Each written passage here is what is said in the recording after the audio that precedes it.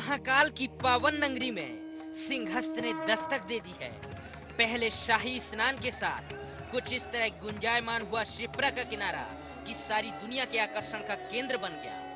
आस्था के मेले में साधु संतों की टोलियों के साथ श्रद्धालुओं का वो हुजूम उमड़ा कि हर कोई इस पावन पर्व का दीवाना हो गया। कुल मिलाकर सिर्फ प्रदेश और देश ही नहीं बल्कि पूरी दुनिया में चर्चा का विषय बन गया दुनिया का ये सबसे बड़ा धार्मिक आयोजन।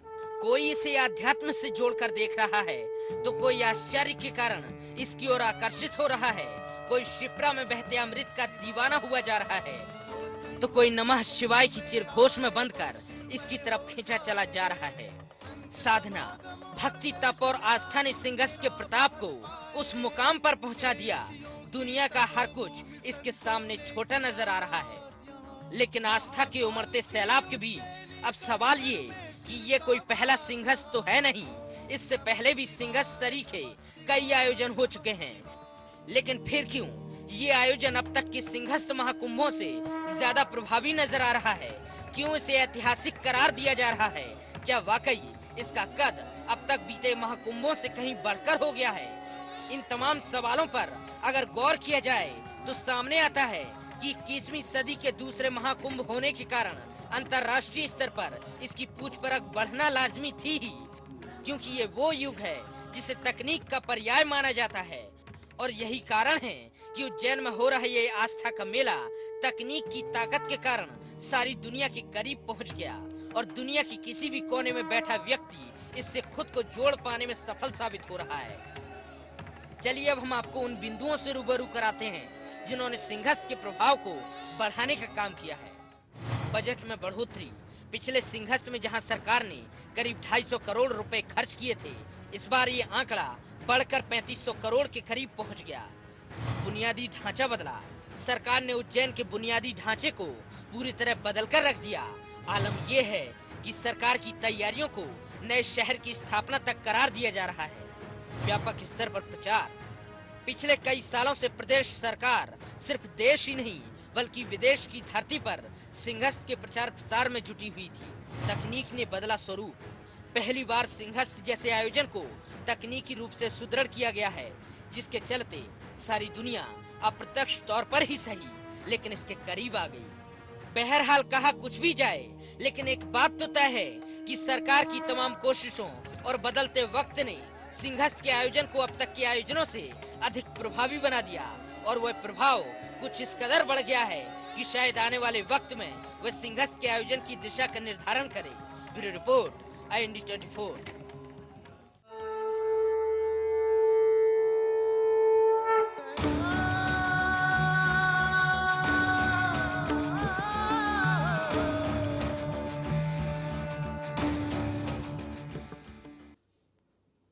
नमस्कार, IND एजेंडा में आपका स्वागत है। मैं हूं आपके साथ नवीन पुरोहित। चर्चा को विस्तार देने के पूर्व IND एजेंडा के पॉइंट्स पर एक नजर डालते हैं। क्या मौजूदा सिंहस्थ का प्रभाव अब तक के आयोजनों से कहीं बढ़कर है? यदि हाँ, तो कौन से प्रमुख पहलू इस बदलाव के लिए जिम्मेदार हैं? क्या सरकार ने इस आयोजन की ब्रांडिंग पर कुछ ज्यादा ही जोर दिया है? क्या ये आयोजन आने वाले वक्त में सिंहस्थ महाकुंभों के लिए एक दिशा निर्धारित करेगा? मानस की एक चौपाई है कि भाव को भाव अनख आलसा हूं, नाम जपत मंगल दिस दसा हूं। जब भी आप सच्चे मन से परमपिता परमात्मा को, अपने आराध्य को स्मरण करते हैं, उसका नाम लेते हैं, तो निश्चित रूप से आपका मंगल होना सुनिश्चित है। मध्य प्रदेश के पटल पर पूरा मध्य प्रदेश, पूरा देश, पूरा विश्व एक अनूठे आयोजन का साक्षी बन रहा है। वह है सिंहस्थ महाकुंभ। 12 वर्षों में आने वाला अमृत का ये विशाल मेला, ये विशाल पर्व मध्य प्रदेश के लिए गौरव का विषय है। मध्य प्रदेश सरकार ने जिस प्रकार से इस आयोजन को बहुत बृहद स्तर पर आयोजित किया है, निश्चित रूप से उसकी भूरी भूरी प्रशंसा हो रही है और होनी भी चाहिए। उज्जैन का पूरा समूचा स्वरूप बदल गया है। महाकुंभ में देश विदेश से दर्शनार्थी आ रहे हैं, सैलानी आ रहे हैं, श्रद्धालु आ रहे हैं और ऐसे ऐसे संत महापुरुषों का वहाँ जमावड़ा हो रहा है, वहाँ अवतरण हो रहा है, जिनको देखना निश्चित रूप से न केवल सुखद है, आश्चर्यजनक है, अपितु अविस्मरणीय भी है। इसी मुद्दे पर करेंगे चर्चा इस खास पेशकश में, और आज हमारे साथ चर्चा करने के लिए मौजूद हैं डॉक्टर विमल प्रकाश शर्मा जी, वरिष्ठ शिक्षाविद, ज्योतिषविद, समाजसेवी हैं। पंडित चतुर नारायण शास्त्री भागवताचार्य जी हमारे साथ हैं। रंजन श्रीवास्तव साहब वरिष्ठ पत्रकार हमारे साथ हैं। आप तीनों महानुभावों का बहुत बहुत स्वागत है IND 24 में।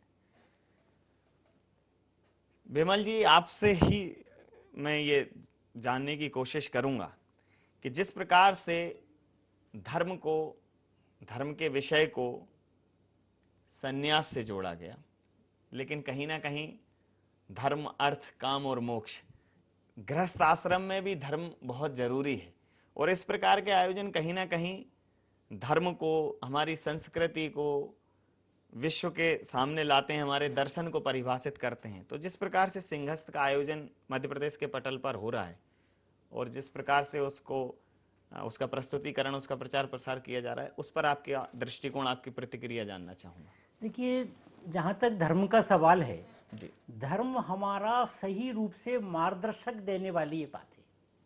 मार्गदर्शक जब सही मिल जाता है तो व्यक्ति उन्नति के शिखर को छूता है, और जब जब व्यक्ति ने जो भी धर्म है उसका यदि आचरण में लाया है, वाणी के साथ साथ यदि वो आचरण में लाता है, तो निश्चित रूप से वो व्यक्ति उन्नति करता है।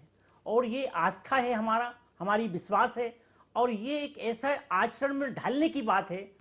ये जो धर्म है ये सिर्फ कहने की बात नहीं है, ये आचरण में लाने की बात है। और जिस व्यक्ति ने धर्म को आचरण में ला दिया, वो व्यक्ति ईश्वर के भी समीप है, वो व्यक्ति ही सही रूप से समाज की सेवा कर सकता है, वो ही व्यक्ति सही रूप से मार्गदर्शन दे सकता है। और जब व्यक्ति धर्म से हटेगा तो निश्चित रूप से उसका पतन होगा। इसलिए व्यक्ति को धर्म से जुड़ा रहना चाहिए, धर्म की बढ़ोतरी करना चाहिए। और धर्म क्या है? जो व्यक्ति धारण कर सके, जो न्याय, ईमानदारी, कर्तव्यनिष्ठा, मर्मज्ञता, दक्षता, क्षमता, अच्छा सोच, ये जो सारी की सारी बातें हैं, ये अपनी धर्म ही हमको बताता है कि आपको किस दिशा में जाना चाहिए, आपका आचरण कैसा होना चाहिए। यदि हम धर्म को समझेंगे तो हम उन्नति के शिखर को छू लेंगे। इसलिए धर्म को मानना बहुत आवश्यक है। बिल्कुल आपने सही कहा कि धर्म हमारी सोच को, हमारी पूरी परिस्थिति को आमूलचूल बदलने की क्षमता रखता है, और हमें सत्य के मार्ग पर चलने के लिए प्रेरित करता है। हमारे साथ भागवताचार्य शास्त्री साहब भी हैं। ये तो हुई धर्म की एक मूल अवधारणा, धर्म की एक बृहद परिभाषा। लेकिन इस धार्मिक आयोजन महाकुंभ को लेकर भी एक, अगर कहा जाए दर्शनार्थियों में, श्रद्धालुओं में एक सामान्य सी एक धारणा है कि माँ शिप्रा में स्नान करने से जो है मोक्ष हो जाता है, मुक्ति मिल जाती है, पाप धुल जाते हैं। इसका मैं धार्मिक महत्व जानना चाहूँगा कि सिंहस्थ में स्नान का पर्व में शामिल होने का धार्मिक महत्व क्या है, और इससे व्यक्ति को किस प्रकार के लाभ प्राप्त होते हैं? हमारे शास्त्रों में कुंभ के लिए सभी वेदों में भी इसका वर्णन आया है, और पुराणों में भी श्रीमद् भागवत आदि में कुंभ का वर्णन आया है। तो जिस समय देव दानवों ने मिलकर समुद्र मंथन किया, और समुद्र मंथन के बाद जो 14वें रत्न के रूप में अमृत प्रकट हुआ, अमृत कुंभ को लेकर के धन्वंतरी प्रकट हुए, और अमृत को लेकर के देव दानवों में युद्ध हुआ। उस समय अमृत के कुछ कण भूमि पर गिरे, ऐसा शास्त्रों की मान्यता है और पुराणों में कहा गया है। तो 4 स्थानों पर जो अमृत के कण गिरे हैं, वहाँ 4 स्थानों पर कुंभ का आयोजन होने लगा है।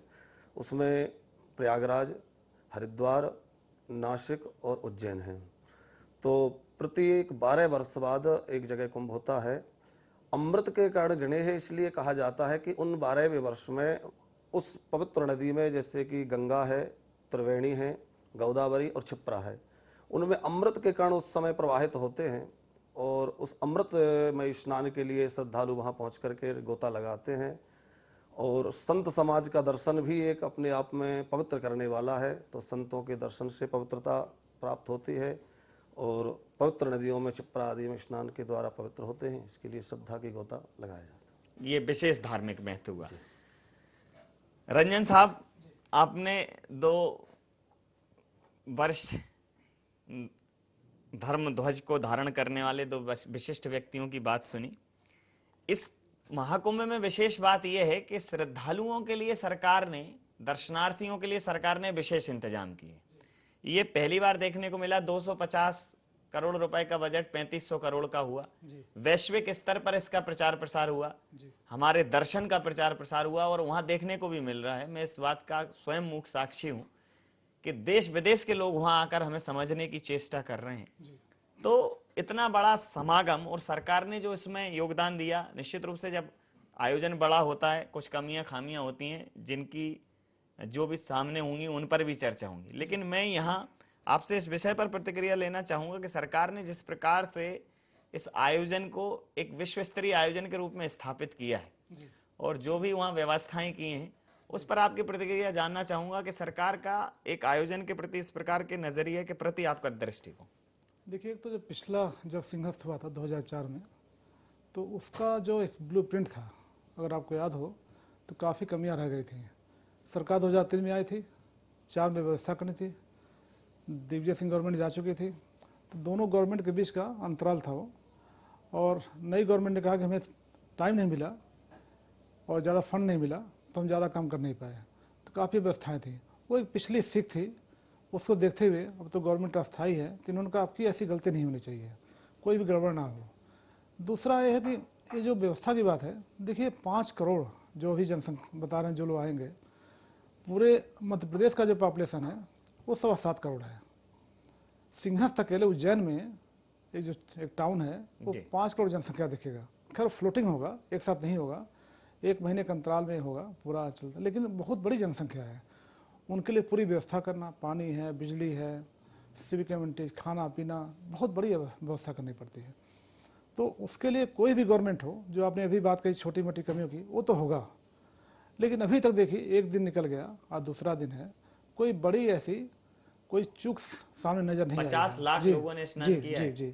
कोई बड़ा दुर्घटना नहीं, कोई बड़ी व्यवस्था नहीं। तो ये लगता है कि गवर्नमेंट ने इसको बहुत सीरियसली लिया, उसकी व्यवस्था को बहुत सीरियसली लिया, और अभी तक तो खैर ठीक है। तो और दूसरी बात है कि हम उज्जैन के लोगों की तारीफ करेंगे, खैर 12 साल बाद वो उस चीज़ को होस्ट करते हैं, और बड़े उनमें जो एक्साइटमेंट है, जो उत्साह है, वो देखते बनता है। निश्चित रूप से वहाँ स्थानीय जो है, जो वहाँ के रहवासी हैं, वहाँ के आयोजन में बिल्कुल बढ़ चढ़ कर हिस्सा लेते हैं, एकदम एक मेजबान की तरह ही उसमें अपनी भागीदारी निभाते हैं। बिल्कुल ठीक कहा आपने। अब मैं पुनः डॉक्टर विमल प्रकाश जी की तरफ रुख करूंगा। विमल जी, जिस प्रकार से राजनीति में जहां भी धर्म की स्थापना होगी वहां शोचिता आएगी, और धर्म की जो रक्षा करेगा धर्म उसकी रक्षा करेगा। धर्म यहाँ ना हिंदू की बात है ना मुस्लिम की बात है, एक आयोजन की बात है। प्रदेश सरकार से मैं यहाँ उल्लेखित करना चाहूंगा कि ये वही प्रदेश सरकार है जिसने यहाँ हज हाउस भी बनाया। जिस प्रकार से एक वैश्विक स्तर पर हज का आयोजन होता है, देश विदेश पूरे वैश्विक स्तर पर लोग उसे जानते हैं। कुंभ भी सनातन संस्कृति का एक वैसा ही बड़ा आयोजन है जिसको आयोजित करने में कोई कोर कसर नहीं छोड़ी सरकार ने। चाहे जहां आप जाएं, कुंभमय है पूरा, सिंहस्थमय है पूरा भारतवर्ष। विश्व स्तर पर भी तकनीकों के माध्यम से प्रचार प्रसार किया गया। मीडिया भी देश विदेश का मीडिया वहां है जिसका कवरेज कर रहा है। तो आपको नहीं लगता कि इस प्रकार के आयोजन से भारतीय दर्शन को, भारतीय संस्कृति को प्रस्तुत करने का एक बहुत अनूठा अवसर है जिसका उचित लाभ उठाया है सरकार ने? बिल्कुल नवीन जी, आपने सही कहा है। पहले तो मैं इस अवसर पर आपके चैनल के माध्यम से इस सरकार को मैं धन्यवाद दूंगा कि उसने जो भी इंतजाम किए हैं, जो भी प्रयास किए हैं, वो निश्चित रूप से बहुत सराहनीय हैं और पहले की अपेक्षा बहुत अच्छे हैं।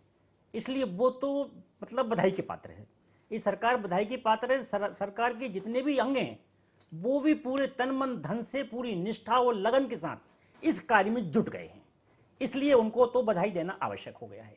रहा सवाल इस बात का, आपका ने जो कहा है, देखिए ऐसे अवसर पर बड़े बड़े विद्वान आते हैं, बड़े बड़े विचारक आते हैं, बड़े बड़े संत आते हैं। ऐसे महान संत आते हैं जिनकी आत्मा पूर्णतः से एकदम शुद्ध है, उनका अंतःकरण सिद्ध है, ऑलरेडी वो सिद्धता की श्रेणी में आते हैं। जब ऐसे विद्वान इकट्ठे होते हैं, देश विदेश के लोग आकर इकट्ठे होते हैं, आज पूरी दुनिया में उज्जैन का नाम हो रहा है। क्यों हो रहा है?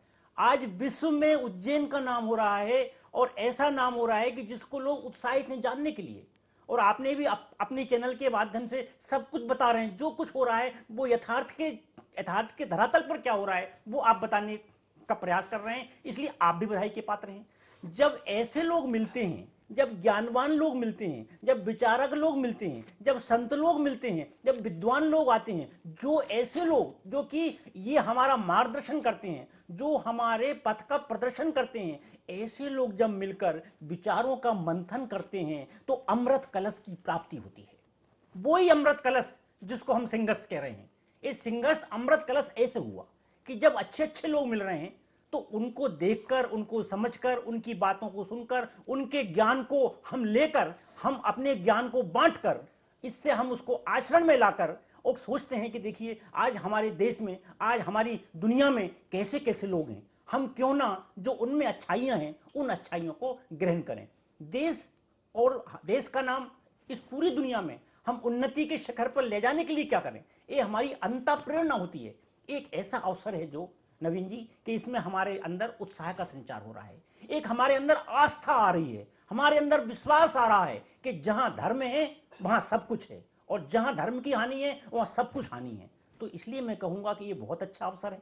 अच्छे अच्छे ज्ञानवान लोग यहाँ पर आ रहे हैं, हमें उनसे मिलना चाहिए, उनसे बातचीत करना चाहिए, उनसे विचार विमर्श करना चाहिए। ये सरकार का प्रयास कितना अच्छा है कि सब लोग मिल रहे हैं, वहाँ वैचारिक कुंभ हो रहा है, वहाँ एक दूसरे की अच्छाइयों को जान रहे हैं, पूरा का पूरा लाखों लोग आ रहे हैं। ऐसी स्थिति निश्चित रूप से बड़ी सुखद है, बड़ी सराहनीय है, बड़ी सीख सकते हैं हम। ये एक तरीके से बंदनी है, मैं तो उसको बंद नहीं कहूँगा। बहुत बहुत आपने कुंभ की जो है परिभाषा को सार्थक कर दिया। आपने कहा कि ऐसे अमृत कलश है कि जब विचार मंथन होगा और उस विचार से हमारे जो अज्ञानता का कलुष छटेगा, जो हमारे ज्ञान चक्षु खुलेंगे, जो ज्ञान की अविरल धारा बहेगी, वही वास्तविक अमृत है जो हमारे जीवन को सफलता, उन्नति से ओतप्रोत कर देगा। बहुत अच्छी बात आपने कही है, और आपने बिल्कुल ठीक कहा कि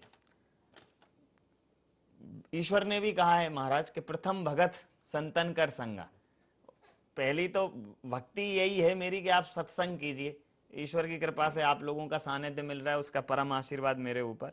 और दूसर रत्मम कथा प्रसंगा, फिर आप मेरी कथाओं में, मेरी कृतियों में उनको जानने बूझने की कोशिश कीजिए। तो ये दोनों ही चीज सिंहस्थ में बिल्कुल सुलभ है। लेकिन बिन सत्संग विवेक ना हुई, राम कृपा बिन सुलभ न सोई। तो ये ऐसी ईश्वरीय कृपा है 12 साल में कि विभिन्न धर्म संप्रदायों को, जो हमारी सनातन संस्कृति के द्योतक हैं, विभिन्न अखाड़ों के, हमारी विभिन्न सभ्यताओं के ऐसे ऐसे उदाहरण वहां सामने आते हैं जिनको देखना, समझना सामान्यता तो हमें नहीं मिलता है। तो कुंभ के इस आयोजन पर, संतों के समागम पर, कहते हैं कि संत को देखने मात्र से जो है कलुष छट जाते हैं। तो ऐसा कोई मैं आपसे एक संस्मरण साझा करना चाहूंगा कि संतों के होने से, संतों के वैचारिक समागम से एक आम आदमी के एक सामाजिक जीवन में क्या प्रभाव पड़ता है, समाज पर क्या प्रभाव पड़ता है उसका? देखिए, बहुत अच्छी बात आपने रखी है कि संतों का समागम कुंभ के मेले में होता है, और संतों ने अपना जीवन जो है समाज के लिए समर्पित कर रखा है। संतों का जो जीवन है परमार्थ के लिए है, समाज के लिए है। तो निश्चित ही संत समुदाय जो है वो समागम तीर्थों में जाकर जो करते हैं, कुंभ के द्वारा हो अथवा अन्य अवसरों पर हो, तो समाज कल्याण की भावना से निहित होकर के संत समाज एकत्रित होकर के और समाज को और राष्ट्र को कैसे उन्नति मिले, समाज का किस प्रकार हित हो और धर्म का बचाव किस प्रकार हो, उस पर संत एकत्रित होकर मंथन करते हैं। जैसे अभी डॉक्टर साहब ने कहा कि एक विचारों का मंथन, तो संत समाज के कल्याण के लिए वहाँ एक मंथन करते हैं। और आपने जो बात रखी कि संतों का दर्शन वास्तव में ही बड़े सौभाग्य से होता है। रामायण जी में कहा गया है कि बिनु हरि कृपा मिले ही नहीं संता। तो भगवान की कृपा के बगैर संत नहीं मिलते। और रामचरितमानस में ही एक दूसरी बात भी कही गई है कि पुण्य पुंज बिन मिले ही न संता, बिना पुण्यों के संत नहीं मिलते। तो यहाँ थोड़ा सा विचार करने की बात है कि हमारे पुण्य उदय हुए हैं, जिससे हमें संत मिल रहे हैं, या भगवान की कृपा हुई जिससे हमें संतों का इतना दर्शन यहाँ एक साथ सुलभ होता है कुंभों में। तो इसमें बहुत अच्छी बात ये रहे कि यदि हम संतों के पास पहुँच जाएं तो ये हमारे पुण्यों का प्रभाव कहा जाता है कि हमारे पुण्य जो है वो हमें अपने संतों के पास ले गए हैं, और संत स्वयं चल करके हमें दर्शन देने आ जाएं तो ये हरि कृपा कही जाती है कि ये हरि कृपा है कि संत स्वयं हमें दर्शन देने आ गए हैं। तो कुंभों में वो संत भी दर्शन देने के लिए आ जाते हैं जिनका दर्शन अति दुर्लभ है और जिनको मिल पाना बड़ा कठिन है। तो निश्चित हम ये माने कि हरि कृपा हम सब पर होती है 12 वर्षों में, और उस हरि कृपा यानी भगवत कृपा के माध्यम से सब संत समाज कुंभ के मेले में पधारते हैं और समाज के लिए दर्शन देकर, समाज को एक दिशा देकर, समाज को अपने विचारों से अभिभूत करा करके और समाज कल्याण के लिए कार्य करते हैं। तो ये निश्चित तौर पर भगवत कृपा और संत कृपा है। बिल्कुल, आपने बिल्कुल बहुत ही उचित बात आपने यहाँ कही कि ये बिल्कुल मध्य प्रदेश, इस देश के ऊपर, मध्य प्रदेश के ऊपर, इस विश्व के ऊपर ये सीधा ईश्वरीय अमृत कलश जो है वो छलक रहा है। रंजन साहब हमारे साथ हैं। बीच में दोनों महानुभावों से, दोनों महापुरुषों से बात करने के दौरान एक शब्द सामने आया रंजन साहब निकलकर, वैचारिक महाकुंभ। सरकार ने शायद इस कुंभ को बहुत गंभीरता से लिया, चिंतन मनन किया, इसीलिए इस महाकुंभ के मध्य में 14 मई को एक वैचारिक महाकुंभ का भी आयोजन हो रहा है, जिसमें पूरे विश्व से करीब 650 लोग ज्ञानी महापुरुष आएंगे और विचार मंथन करेंगे समाज की दिशा पर, दशा पर, धर्म पर समाज की भूमिका, इन सारे विषयों पर चर्चा होगी। तो निश्चित रूप से अमृत कलश तो छलकना है, अमृत कलश तो वितरित होना है। आपको नहीं लगता कि सरकार ने इस आयोजन को धर्म, समाज, दर्शन, हमारी संस्कृति, हर विषय पर गहन चिंतन मनन के साथ लिया है? और ये पहली बार ऐसा आयोजन होता है, संत समागम होता है तो शास्त्रार्थ होते हैं, लेकिन सरकार द्वारा आयोजित किया जा रहा है, सरकार उसको पूरे तरीके से होस्ट कर रही है। ये अपने आप में एक अनूठा उदाहरण है अभी इस वक्त मध्य प्रदेश में। नवीन जी, पहले तो मैं एक चीज क्लेरिफाई करना चाहूंगा। हमने जो दूसरा दिन बोला वो इस लिहाज से बोला कि कल से लोग आना शुरू हो गए थे। जी जी, निश्चित रूप से। हाँ, तो इसलिए दूसरा, वैसे तो सिंहस्थ का पहला स्नान फर्स्ट डे है। बिल्कुल तो हमने कहा कहीं कंफ्यूजन ना हो। नहीं, कहीं कोई कंफ्यूजन नहीं है। हाँ, जो दूसरा मैं कहना चाहता हूँ कि जो अभी पंडित जी ने बोला कि जैसे इलाहाबाद में है, कहते गंगा, यमुना, सरस्वती 3 नदियाँ हैं संगम पे, जहाँ पे मेला लगता है, कुंभ में लगता है। तो सरस्वती अदृश्य है, माइथोलॉजिकल है, और ये माना जाता है कि सरस्वती वो हैं कि जो संत वहाँ इकट्ठा होते हैं, उनके मुखारबिंद से जो प्रवचन निकलता है, जो ज्ञान निकलता है, वही सरस्वती हैं, वही धारा है जो पूरे मेले में फैलती हैं और पूरे देश भर से लोग आते हैं, उससे लाभान्वित होते हैं। अभी आज का जो समय है भौतिकवादी समय है, जो इन्वायरमेंट की प्रॉब्लम है, लार्डर की प्रॉब्लम है, जो परिवार था एक जॉइंट फैमिली वो अलग अलग हो रही है, तो समस्याएं बढ़ती जा रही हैं। ऐसे में जब भी कुंभ होता है, संत आते हैं, जैसे आपने हरि कृपा की बात की, वाकई हरि कृपा है, तो उनसे अगर हम लाभ लें, उनकी बातों को सुने, तो जो ये जो समस्याएं हैं, चाहे वो इन्वायरमेंट का हो या अपनी फैमिली का हो, तो बहुत सी समस्याएं सॉल्व कर सकते हैं। पहली बार हमसे कहा कि अभी तक जो भी हम कुंभ देखते आए हैं, कभी भी कुंभ में गवर्नमेंट का सारा फोकस ये रहता था किसी तरह से कुंभ हो वो ठीक से निपट जाए। हमने अरेंजमेंट कर लिया। पहली बार ऐसा हो रहा है कि बिल्कुल ठीक है आपने कि व्यवस्थापक के तौर पर रहती थी, इस बार वो आयोजक और संयोजक के तौर पर दिख रहे हैं। ऐसी चीज निकले कि जो पूरे विश्व में एक ऐसा नहीं कि मैसेज केवल इंडिया के लिए, जो मुझे पता चला, जो बताया जा रहा है, चाहे वो इन्वायरमेंट क्लाइमेट का मुद्दा हो, इन्वायरमेंट का मुद्दा हो, रिलीजन का मुद्दा हो, साइंस का मुद्दा हो, सारे मुद्दाओं पे एक चर्चा होगी। उसका लोग एक निकालेंगे, उसका एक क्रक्स निकलेगा, वो पूरे विश्व के सामने प्रेजेंट होगा। और विश्व में आप भी प्रॉब्लम देख रहे होंगे, IS की प्रॉब्लम है, कोल्ड वार का एक यूनिपोलर गवर्नमेंट चल रही है, यूनिपोलर वर्ल्ड चल रहा है, तो समस्याएं भयंकर हैं। तो उसको हो सकता है, ऐसा गवर्नमेंट का प्रयास है, जो जैसा उन्होंने क्लेम किया है कि ऐसा एक कोई दिशा एक दे सकें, एक ऐसा मैसेज दे सकें, तो ये बहुत बड़ा काम होगा। इसलिए उन्होंने ये आयोजन किया है। पूरे विश्व से लोग आपने निश्चित रूप से एक बहुत गहन, बहुत गंभीर, बहुत बड़े विषय पर चर्चा है, और ये बिल्कुल इस चर्चा को 30 मिनट में बांधना गागर में सागर भरने जैसा है। और इस प्रकार की चर्चाएं समाज को दिशा देती हैं। कुंभ उसका ही एक बहुत बड़ा स्वरूप है आप तीनों महानुभावों का बहुत बहुत धन्यवाद, बहुत बहुत आभार इस चर्चा में शामिल होने के लिए और इस स्टूडियो को कृतार्थ करने के लिए। तो निश्चित रूप से वर्तमान भौतिक युग में अगर कुंभ की उपयोगिता देखी जाए तो ये कहा जा सकता है कि आज जरूरत है मानव को आध्यात्मिक उपचार की, और संस्कार एकमात्र औषधि इस व्याकुल संसार की। जिस प्रकार से अंध व्यावसायिकता के दौर में, भौतिकता के दौर में आगे बढ़ने की चाह में हम अपनी संस्कृति को, हम अपने दर्शन को, हम अपने मूल्यों को, जीवन मूल्यों को खोते चले जा रहे हैं और कहीं ना कहीं एक ऐसे स्थान पर पहुंच जाते हैं, एक ऐसे शून्य पर पहुंच जाते हैं जहां हमें वापस उस स्थान की तरफ आना पड़ता है। हमारी संस्कृति का, हमारे योग का, हमारे आयुर्वेद का पूरी दुनिया ने लोहा माना है। कुंभ एक ऐसी विशेषता है, एक ऐसा आयोजन है जिसके माध्यम से भारतीय दर्शन को, भारतीय संस्कृति को, भारतीय संस्कृति के वैभव को वैश्विक स्तर पर देखा जा सकता है। और मध्य प्रदेश सरकार ने इस आयोजन को निभाने में कोई कोर कसर नहीं छोड़ी है। कुंभ सफलता के नए आयाम स्थापित करेगा, सफलता के स्वर्णिम शिखर को छुएगा। निश्चित रूप से हम ऐसी ईश्वर से प्रार्थना करते हैं और मध्य प्रदेश सरकार को इस आयोजन के लिए साधुवाद देते हैं। आज के इस एजेंडा में इतना ही। आप बने रहिए IND24 के साथ और देखते रहिए IND24। नमस्कार।